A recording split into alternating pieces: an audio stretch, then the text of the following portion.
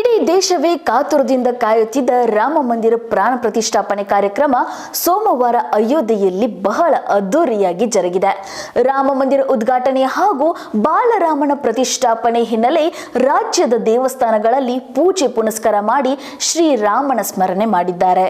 ಅದರಂತೆ ಹಾವೇರಿ ಜಿಲ್ಲೆಯ ಸವಣೂರು ತಾಲೂಕು ಕಡಕೋಳ ಗ್ರಾಮದ ರಾಮನ ದೇವಸ್ಥಾನದಲ್ಲಿ ಅಭಿಷೇಕ ಹಾಗೂ ಅನ್ನ ಸಂತರ್ಪಣೆ ಕಾರ್ಯಕ್ರಮ ಏರ್ಪಡಿಸಲಾಗಿತ್ತು. ಅಪಾರ ಸಂಖ್ಯೆಯಲ್ಲಿ ಭಕ್ತಾದಿಗಳು ಆಗಮಿಸಿ ಪ್ರಸಾದ ಸ್ವೀಕರಿಸಿ ರಾಮನಿಗೆ ಜಯಘೋಷ ಹಾಕಿರುವುದು ಗಮನ ಸೆಳೆದಿದೆ. ಈ ಸಂದರ್ಭದಲ್ಲಿ ಅಪಾರ ಸಂಖ್ಯೆಯ ರಾಮನ ಭಕ್ತರು, ದೇವಸ್ಥಾನದ ಆಡಳಿತ ಮಂಡಳಿ ಮುಖಂಡರು ಸೇರಿ ಮತ್ತಿತರರು ಉಪಸ್ಥಿತರಿದ್ದರು.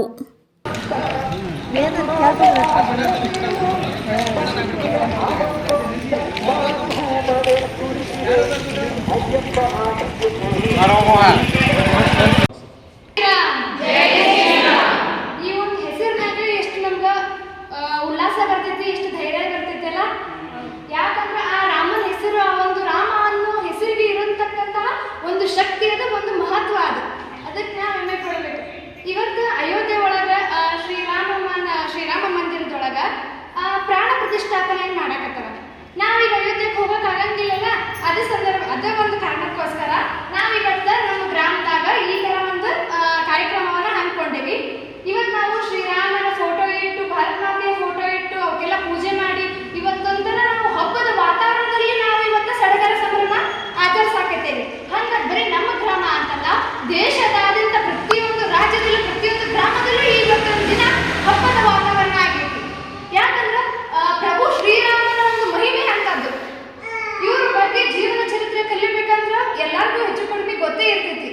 ಈ ಶ್ರೀರಾಮಚಂದ್ರರು ನಮ್ಮ ಒಂದು ದೇಶದಾಗದಾರ. ಅವರು ಒಂದು ಹುಟ್ಟಿರ್ತಕ್ಕಂತಹ ಪುಣ್ಯ ಭೂಮಿಯಲ್ಲಿ ನಾವು ಹುಟ್ಟೇವಂದ್ರೆ ಅದು ನಮ್ಮ ಹೆಮ್ಮೆ. ಈ ಒಂದು ಶ್ರೀರಾಮ ಮಂದಿರ ಆಗಕ್ಕೂ ಎಷ್ಟೋ ಜನ ಸಾವನ್ನ ಹೋಗ್ತಾರ, ರಕ್ತ ಹರಿಸ್ಯಾರ ಆ ಅಯೋಧ್ಯೆ ಒಳಗ. ಅದ್ರಾಗ ನಮ್ಮ ಒಂದು ಕಾಲದಲ್ಲಿ ಈ ಒಂದು ಅಯೋಧ್ಯೆ ಮಂದಿರ ನಿರ್ಮಾಣ ಆಗ್ತಕ್ಕಂಥ ಅದು ನಿಮ್ಮೆಲ್ಲರ ಪುಣ್ಯ ಅಂತ ಹೇಳ್ಬೋದು. ಇನ್ನು ನಿಜ ನಮ್ಮ ಪುಣ್ಯ ಇದೆ. ಯಾಕಂದ್ರೆ ಅಯೋಧ್ಯೆ ಮಂದಿರ ನಮ್ಮ ಒಂದು ಕಾಲದಲ್ಲಿ ನಿರ್ಮಾಣವಾಗತ್ತೆ. ನಾವು ಹೆಮ್ಮೆ ಪಡಬೇಕು ಈ ವಿಷಯದಾಗ. ಎಲ್ಲ ಪ್ರಭು ಶ್ರೀರಾಮನ ಒಂದು ದೇವಸ್ಥಾನವನ್ನ ನಮ್ಮ ಕಾಲದಲ್ಲಿ ಕಟ್ತಾರ ಅಂತಂದ್ರೆ ಈಗ ಹೇಳ್ತಾರ, ಈ ಶ್ರೀರಾಮಚಂದ್ರ ದೇವರ ಅಂತಂದ. ಕೆಲವರು ಹೌದು ಅಂತಾರ, ಈ ಶ್ರೀರಾಮಚಂದ್ರ ಮಹಾಪುರುಷನ. ಹೌದು, ಕೆಲವೊಬ್ರು ಹೂ ಅಂತಾರ. ನಾನು ಕ್ಲಾರಿಟಿ ಕೊಡ್ರಿ, ಶ್ರೀರಾಮಚಂದ್ರ ದೇವರು ಅಥವಾ ಮಹಾಪುರುಷನು ಅಂತಂದು. ಈಗ ನನ್ನ ವೈಯಕ್ತಿಕ ವಿಚಾರವಾಗಿ ನಾನು ಹೇಳ್ಬೇಕಂದ್ರ ಶ್ರೀರಾಮಚಂದ್ರ ನನ್ನ ದೇವ್ರ ಇದ್ದಂಗ. ಈಗ ಇನ್ನೊಬ್ರು ಅಂತಾರ, ಏನಂದ್ರೆ ಶ್ರೀರಾಮ ಅಂದ್ರೆ ಒಬ್ಬ ಮಹಾಪುರುಷ, ಒಬ್ಬ ಆದರ್ಶ ಪುರುಷ ಅಂತ ಹೇಳ್ತಾರ. ಇನ್ನೊಬ್ರು ಬಂದೇನ್ ಹೇಳ್ತಾರ, ಶ್ರೀರಾಮಚಂದ್ರನ ಅಣ್ಣನ ಹಾಗೆ ಅಂತಂದು ಹೇಳ್ತಾರ. ಯಾರು ಅವರ ಜೀವನದಾಗ ಅಥವಾ ಅವರ ವೈಯಕ್ತಿಕವಾಗಿ ನಾವು ದೇವ್ರಂತ ಕರೆದ್ರೆ ಆ ದೇವ್ರ ಅಕ್ಕನ ಅಣ್ಣ ಅಂತ ಕರೆದ್ರೆ ಅಣ್ಣ ಅಕ್ಕನ, ಮಹಾಪುರುಷ ಅಂತ ಕರೆದ್ರೆ ಮಹಾಪುರುಷನ ಅಕ್ಕನ. ಅದು ನಮ್ಮ ವೈಯಕ್ತಿಕ ವಿಚಾರವಾಗಿ ನಾವು ಅದನ್ನ ರೂಪಿಸ್ಕೊಂಡೇವಿ. ಈಗ ಈ ದೇವಸ್ಥಾನವನ್ನ ಕೆಲವೊಬ್ರು ಪ್ರಶ್ನೆ ಹಾಕಿದ್ರು, ಈ ದೇವಸ್ಥಾನವನ್ನ ಯಾಕೆ ಕಟ್ಟಬೇಕಂತಂದು. ರಾಮ ಎಲ್ಲದನ? ರಾಮ ಪ್ರತಿಯೊಬ್ಬೊಬ್ಬರ ಮನೆಯಲ್ಲೂ ರಾಮ ಅದನ. ಹಾಗಾದ್ರೆ ದೇವಸ್ಥಾನ ಯಾಕೆ ಕಟ್ಟಬೇಕು? ದೇವಸ್ಥಾನ ಯಾಕೆ ಕಟ್ಬೇಕಪ್ಪ ಅಂತಂದ್ರೆ ಹೇಳ್ತಾರ, ದೇವ್ರೆಲ್ಲಾ ಕಡೆನೇ ಇರ್ತಾನ, ಅದು ದೇವ್ರ ಮ್ಯಾಲೆ ಗುಡಿ ಕಟ್ಬೇಕು. ಹಂಗ ರಾಮ ಎಲ್ಲಾ ಕಡೆ ಅದನಂದ್ರೆ ರಾಮ ಮಂದಿರ ಯಾಕೆ ಕಟ್ಬೇಕು? ಅದು ಉತ್ತರ ಪ್ರದೇಶದಾಗ ಯಾಕೆ ಕಟ್ಬೇಕು? ಯಾಕಂದ್ರೆ ಅವ ಜನಿಸಿರ್ತಕ್ಕಂತಹ ಪುಣ್ಯ ಭೂಮಿ ಐತಿ. ಅದಕ್ಕೆ ಅವ ಜನಿಸಿರ್ತಕ್ಕಂತಹ ಅರಮನೆಯಲ್ಲಿ ಅಲ್ಲೇ ವಾಪಸ್ ಆ ದೇವಾಲಯವನ್ನ ಕಟ್ಟಾಕತ್ತಾರ. ಯಾಕೆ ದೇವಾಲಯ ಕಟ್ಬೇಕು? ನಾವ್ ಯಾಕೆ ಅಲ್ಲಿ ಹೋಗ್ಬೇಕು ಅಂತಂದ್ರ, ಈಗ ನಾವು ಒಂದು ನಿರ್ದಿಷ್ಟವಾದಂತ ಸ್ಥಳ ಮಾಡ್ಕೊಂಡಿವಿ. ಪ್ರಾರ್ಥನೆ ಮಾಡಕ್ಕಾಗ್ಲಿ ಅಥವಾ ನಮ್ಮ ಒಂದು ಧನಾತ್ಮಕ ಮನೋಭಾವನೆಯನ್ನ ಹೆಚ್ಚಿಸ್ಕೊಳ್ಳೋಕ್ಕಾಗ್ಲಿ ನಾವು ಒಂದು ನಿರ್ದಿಷ್ಟವಾದಂತ ಸ್ಥಳ ಮಾಡ್ಕೊಂಡಿವಿ. ಕೆಲವೊಬ್ರು ದೇವ್ರು ನಂಬ್ತಾರ, ಕೆಲವೊಬ್ರು ದೇವ್ರು ನಂಬ್ಲಿಕ್ಕಿಲ್ಲ. ಆದ್ರೆ ದೇವಸ್ಥಾನ ಯಾಕೆ ಕಟ್ಟ್ಯಾರಪ್ಪ ಅಂತಂದ್ರ ನಮ್ಮೊಳಗಿರ್ತಕ್ಕಂತಹ ಧನಾತ್ಮಕ ಮನೋಭಾವನೆಯನ್ನ ಹೆಚ್ಚಿಸ್ಕೊಳಕ ಮತ್ತ ಆತ್ಮವಿಶ್ವಾಸವನ್ನ ಹೆಚ್ಚಿಸ್ಕೊಳಕ. ಇವತ್ತು ನಾವು ಈ ದೇವಸ್ಥಾನಕ್ಕೆ ಬಂತೀವಿ. ಕೆಲವೊಬ್ಬರಿಗೆ ದೇವರು ನಂಬಿಕೆ ಇರ್ಬೋದು, ಇಲ್ಲದೆ ಇರ್ಬೋದು. ಆದ್ರೆ ಇಲ್ಲಿ ಯಾಕೆ ಬರ್ತಾರಪ್ಪ? ಪ್ರಾರ್ಥನೆ ಮಾಡಕ್ ಬರ್ತಾರ. ನಮ್ಮ ಮನಸ್ಸಿನಾಗ ಒಂದು ಉಲ್ಲಾಸ ಅಥವಾ ಒಂದು ಧೈರ್ಯವನ್ನ ತುಂಬಿಸ್ಕೊಳಕ ನಾವು ಇಲ್ಲೇ ಈ ದೇವಸ್ಥಾನಕ್ಕ ಬರ್ತೀವಿ. ಇಲ್ಲಿ ಇವತ್ತಿನ ವಿಷಯ ಏನಂದ್ರ, ಪ್ರಭು ಶ್ರೀರಾಮನ ಒಂದು ಪ್ರಾಣ ಪ್ರತಿಷ್ಠಾಪನೆ ಅಯೋಧ್ಯೆಯಲ್ಲಿ ನಡೆಯಕತ್ತೈತಿ. ಅದರ ಅಂಗವಾಗಿ ಇವತ್ತು ನಾವು ಕಾರ್ಯಕ್ರಮವನ್ನ ಹಮ್ಮಿಕೊಂಡೇವೆ.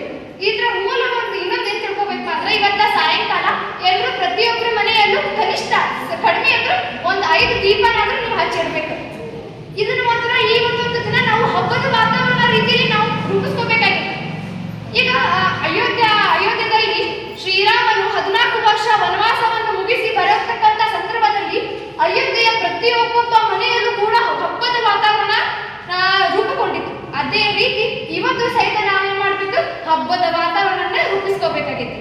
ಇವಾಗ ಪ್ರತಿಯೊಬ್ಬರ ಮನೆಯಲ್ಲೂ ಕನಿಷ್ಠ ಒಂದು 5 ದೀಪನಾದ್ರೂ ಹಚ್ಚಿದ್ರು. ಸಾಯಂಕಾಲ ಸಮಯದಾಗ ಒಂದು 5 ದೀಪ ಹಚ್ಚಿಟ್ಬಿಟ್ವಿ ಅಂದ್ರ ನಾವು ಒಂದು ಹಬ್ಬದ ವಾತಾವರಣ ಸೃಷ್ಟಿ ಮಾಡಕ್ಕಾಕೈತಿ. ನಮ್ಮ ಮನೆಯಲ್ಲೂ ಕೂಡ ಒಂದು ಹಬ್ಬದ ವಾತಾವರಣ ಮೂಡಿ ಬರ್ತೈತಿ ಅಂತಂದು. ಇದು ಬರೀ ನಮ್ಮ ಗ್ರಾಮದಲ್ಲ, ಪ್ರತಿಯೊಂದು ರಾಜ್ಯದಲ್ಲೂ ಪ್ರತಿಯೊಂದು ಗ್ರಾಮಗಳಲ್ಲೂ ಇದನ್ನ ಮಾಡ್ಬೇಕಾಗೈತಿ. ಇದನ್ನ ಮಾಡ್ಬೇಕು. ಇದನ್ನ ಮಾಡೋದ್ರಿಂದ ಏನು ಉಪಯೋಗಪ್ಪ, ಯಾಕೆ ಮಾಡ್ಬೇಕು ಇದನ್ನ ಅಂತಂದು ಕೇಳ್ತಿರ್ತಾರೆ. ಹೌದಾ? ಇದರಿಂದ ಆಗುವಂತಹ ಉಪಯೋಗಗಳು ನಾವು ಇದು ಮಾಡ್ಕೋಬಾರ್ದು. ಭಕ್ತಿ ಇರ್ಬೇಕು. ಮನಸ್ಸಿನಲ್ಲಿ ಭಕ್ತಿ, ಮೈಯಲ್ಲಿ ಛಲ ಇದ್ರೆ ನಾವು ಏನ್ ಬೇಕಾದ್ರೂ ಕಾರ್ಯ ಸಾಧಿಸಬಹುದು. ಇದಕ್ಕೋಸ್ಕರ ನಾವು ಈ ಕಾರ್ಯಕ್ರಮವನ್ನ ಹಮ್ಮಿಕೊಂಡೇವೆ. ಸ್ವಲ್ಪ ಶ್ರೀರಾಮಚಂದ್ರರ ಬಗ್ಗೆ ಸ್ವಲ್ಪ ತಿಳ್ಕೊಳ್ಳೋಣ. ಎಲ್ಲರಿಗೂ ಗೊತ್ತಿದ್ದಂಗ ಶ್ರೀರಾಮನ ತಂದೆ ಹೆಸರು ದಶರಥ ಹಾಗೂ ತಾಯಿ ಹೆಸರು ಕೌಶಲ್ಯ ಅಂತ. ಪ್ರಭು ಶ್ರೀರಾಮನಿಗೆ ಪಟ್ಟವನ್ನ ಕಟ್ಟಬೇಕಂತಂದು ದಶರಥ ಭಾರಿ ಆಸೆ ಇರ್ತೈತಿ. ಆದ್ರ ಅವನ 2ನೇ ಪತ್ನಿ ಆಗಿರ್ತಕ್ಕಂತಹ ಎರಡನೇ ಪತ್ನಿ ಯಾರಂತ ಯಾರನ್ನು ಹೇಳ್ತೀರಾ? ಕೈಕೆ. ಆ ಕೈಕೆಯ ಒಂದು ಮಾತನ್ನ ತಗೊಂಡಿರ್ತಾನ ದಶರಥ. ಅದಕ್ಕೋಸ್ಕರಾಗಿ ಕಟ್ಟಿದ್ರೆ ಭರತನಿಗೆ ಮಾತ್ರ ಈ ರಾಜ್ಯದ ಪಟ್ಟವನ್ನು ಕಟ್ಟಬೇಕ ಅಂತಿರ್ತಾನ. ಅದ ಒಂದು ಕಾರಣಕ್ಕೋಸ್ಕರ ಅವನು ಸುಮ್ಮನಾಗಿರ್ತಾನ. ಹೀಗಾಗಿ ಸುಮ್ಮನಾಕಾರ ಪಟ್ಟಣ ಭರತನಿಗೆ ಕಟ್ತಾರ, ಇದು ಮುಗಿಯೋಂಗಿಲ್ಲ. ಕೈಗೆ ಒಂದು ಮಾತು ಹೇಳ್ತಾರೆ ದಶರಥನಿಗೆ. ಏನ್ ಹೇಳ್ತಾರಪ್ಪ ಅಂತಂದ್ರ, ನೀನು ಭರತನಿಗೆ ಪಟ್ಟ ಕಟ್ಟುವುದೇ ಆದರೆ ಶ್ರೀರಾಮಚಂದ್ರನನ್ನು ವನವಾಸ ಕಟ್ಟಬೇಕು ಅಂತಂದು. ಆದ್ರೆ ನೋಡ್ರಿ, ಶ್ರೀರಾಮಚಂದ್ರ ಒಂದ್ ಸ್ವಲ್ಪ ಅವರ ತಂದೆಯ ಮೇಲೆ ಕಿಂಚಿತ್ತು ಬೇಜಾರು ಮಾಡ್ಕೊಳ್ಳಂಗಿಲ್ಲ. ತಂದೆಯ ಮಾತಿನಂತೆ ನುಡಿದು ನಡೆದು ವನವಾಸಕ್ಕೆ 14 ವರ್ಷ ವನವಾಸಕ್ಕೆ ಹೋಗ್ತಾನೆ. ಜೊತೆಗೆ ಅವನ ಜೊತೆಗೆ ತನ್ನ ಸಹೋದರನಾದ ಲಕ್ಷ್ಮಣನ ಸಹಿತ ಬರ್ತಾನೆ. ತನ್ನ ಪತ್ನಿ ಆಗಿರ್ತಕ್ಕಂಥ ಸೀತೆಯ ಸಹಿತ ಅವನ ಜೊತೆ ಹೋಗ್ತಾನೆ. ಹೋಗ್ತಾರಲ್ಲ ಶ್ರೀರಾಮಚಂದ್ರನ ಒಬ್ಬ ಪುರುಷ, ಇವನನ್ನ ಯಾಕೆ ನಾವು ದೇವರಂತ ಪೂಜಿಸ್ತೀವಿ? ಏನಾದ್ರೂ ಅವರ ಒಂದು ಕುಟುಂಬದ ವಿಚಾರವಾಗಿ ಏನಾಗಿ ಅವರು ವನವಾಸಕ್ಕೆ ಹೋಗ್ಯಾರ. ಹಂಗೆಲ್ಲ ಹೋದಾಗ ಇವತ್ತು ನಾವ್ ಯಾಕೆ ಅವ್ರನ್ನ ಪೂಜಿಸ್ಬೇಕ? ಅವನ್ ನೋಡ್ರಿ, ಶ್ರೀರಾಮಚಂದ್ರ ಎಷ್ಟು ಅವರಿಗೆ ಸಿರಿ ಸಂಪತ್ತು ಐಶ್ವರ್ಯ ಅಧಿಕಾರ ಪ್ರತಿಯೊಂದೊಂದು ಇದ್ರೂ ಕೂಡ ಅವ ಹೆಂಗಿರ್ತಾನ? ಸಾಧು ಸಂತರಿಗೆ ಹತ್ತಿರವಾಗಿ ಒಬ್ಬ ಸಾಧಾರಣ ಪುರುಷನಾಗಿರ್ತಾನ. ಅದು ನಮಗೆ ಮೆಚ್ಚಬೇಕಾಗಿರೋ ಸಂಗತಿ. ಇವತ್ತು ಯಾರೋ ಒಬ್ಬ ಮಹಾಪುರುಷ ಅಥವಾ ಒಬ್ಬ ಒಳ್ಳೆಯ ಪುರುಷ ಅನಿಸ್ಕೋಬೇಕಂದ್ರೆ ಆದರ್ಶ ಪುರುಷ. ಅಯೋಧ್ಯೆಯಲ್ಲಿ ಶ್ರೀರಾಮನ ಜನ್ಮ ಪ್ರತಿಷ್ಠಾಪನೆ ಪ್ರಯುಕ್ತ ನಮ್ಮ ಕಡ್ಕೊಳ ಗ್ರಾಮದಲ್ಲಿ ಇಂದು ಆಂಜನೇಯ ದೇವಸ್ಥಾನದ ನಾವು ಶ್ರೀರಾಮ ಫೋಟೋ ಮತ್ತು ಭಾರತಾಂಬೆ ಫೋಟೋ ಇಟ್ಟು ಆ ಪೂಜೆಯನ್ನು ಸರ್ವ ಭಕ್ತರು ಸೇರಿ ಸಲ್ಲಿಸಿರುತ್ತೇವೆ. ಅದರಲ್ಲಿ ಶ್ರೀರಾಮನ ಮಂತ್ರ, ಆಮೇಲೆ ಆಂಜನೇಯನ ಹನುಮಾನ್ ಚಾಲೀಸು, ಈ ಥರ ಎಲ್ಲ ಮಂತ್ರಗಳನ್ನು ಹೇಳಿ ಪೂಜೆಯನ್ನು ಸಲ್ಲಿಸಿ, ಅದೇ ಥರನಾಗಿ ಗ್ರಾಮಸ್ಥರಿಗೆಲ್ಲರಿಗೂ ಒಂದು ಶ್ರೀರಾಮನ ಪ್ರಸಾದವಾಗಿ ಕಲ್ಮೇಶ್ವರ ಗುಡಿಯಲ್ಲಿ ಊಟವನ್ನು ಮಾಡಿಸಿರುತ್ತಾರೆ. ಸದ್ಭಕ್ತರೆಲ್ಲರಿಗೂ ಪೂಜೆ ಮಾಡಿ ಅನ್ನ ಪ್ರಸಾದವನ್ನು ಮಾಡುತ್ತೇವೆ.